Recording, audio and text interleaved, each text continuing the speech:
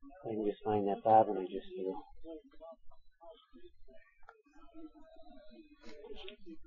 We'll be quick with this. So you saw how the wings got tied in. Now you see how standard hackle gets on there. Adams dry fly hackle.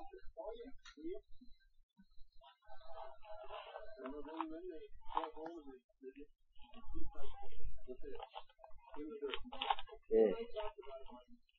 There we It usually calls for muskrat, but I use synthetics all the way. So this is just Adams gray.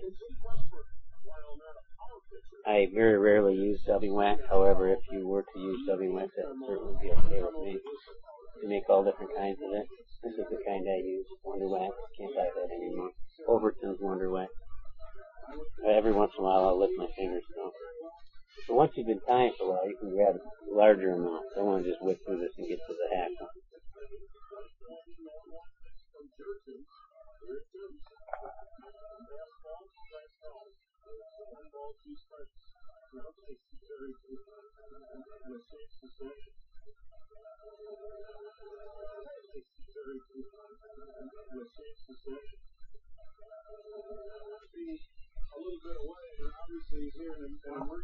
Right, way too much dubbing, but it'll work. Take it off.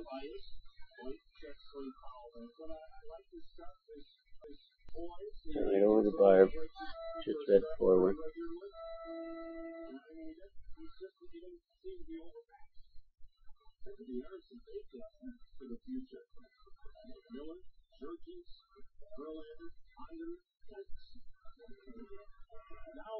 If it gets too thick, you can compress it.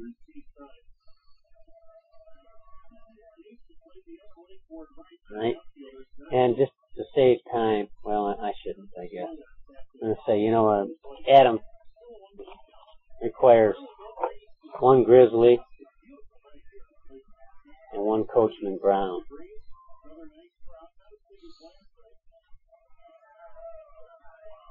And you know what I'm going to use? I'm going to use a combination of the two. This is a Cree, so it has the grizzly with brown in it. And I'll tie in two feathers like you're supposed to. I just got to grab the right size here, so bear with me. One.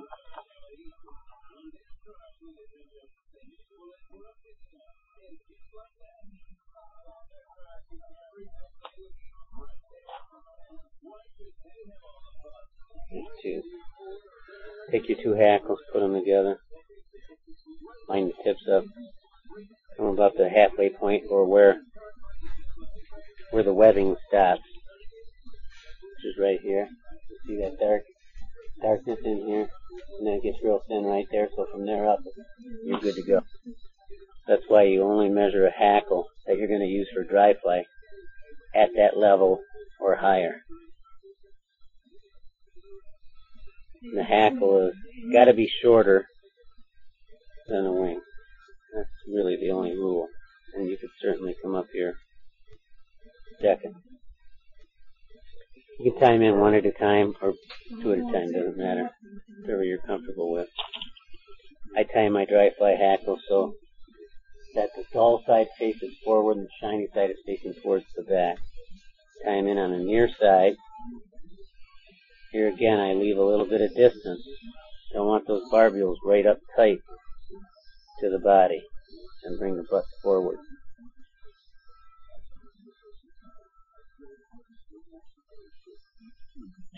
Trim those butts off. Alright, then get some hackle pliers. Make all different kinds of hackle pliers. You can get these. You can use these for electrical test slip lead. Or you can use the standard English Springer. Grab the front hackle, which would be either grizzly or Coachman brown or Creole. You do 2 to 3 wraps behind. Pull those wings back. Not too far back.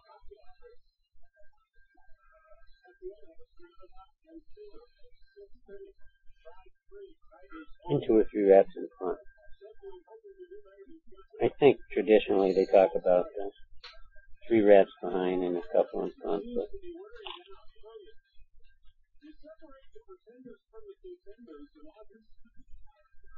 it would be better if you had more in the back so that your fly doesn't nosedive on you. And that second hackle, I zigzag it through.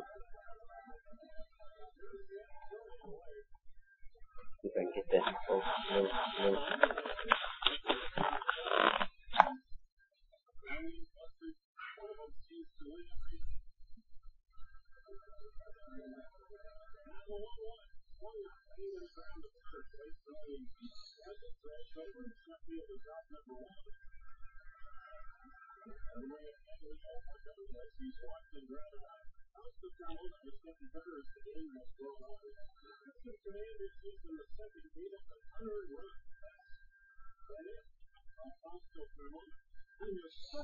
Return.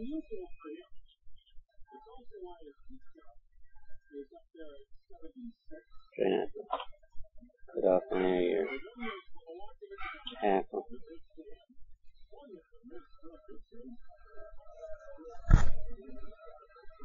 A little bit of the head.